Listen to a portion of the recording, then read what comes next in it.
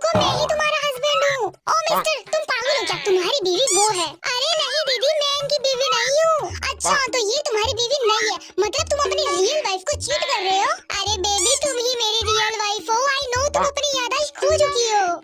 ओ sir जी, मेरी बीवी से दूर रहो। घटिया आदमी, तुझे जिस कंडीशन में अपने सर का साथ देना चाहिए उस कंडीशन के तुम मजे उठा रहा है। चुप कर।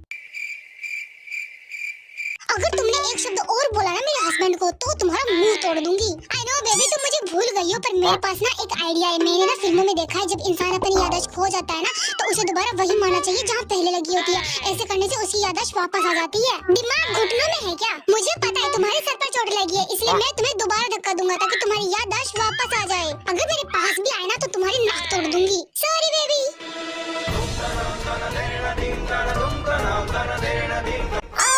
मेरा सर।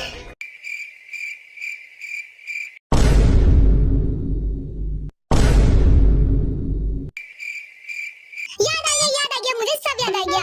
मेरी बहन मोची, ड्राइवर, माय हबी।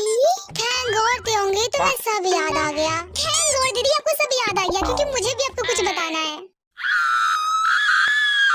आपको पता है दीदी, जीजा जी हमेशा मेरा रास्ता रोकते रहते हैं, मेरा हाथ पकड़ते रहते हैं, और जब मैं कहती हूँ कि मैं दीदी को बता दूंगी फिर आपकी पिटाई बहुत होगी, तो ये मुझे कहते हैं तो तुम्हारे लिए तो मैं मार भी खा लूं।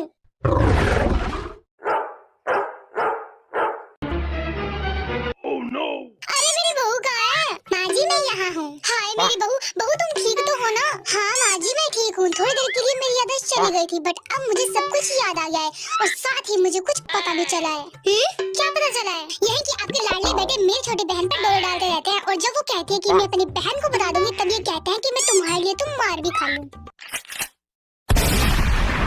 जब इसने एक्सेप्ट कर लिया है कि ये मार खा सकता है तो मारो इस निकम्मी औलाद को। गंदी औरत, तेरी इतनी हिम्मत। अब आपका क्या होगा कुकी जी? तू तो गया बेटे।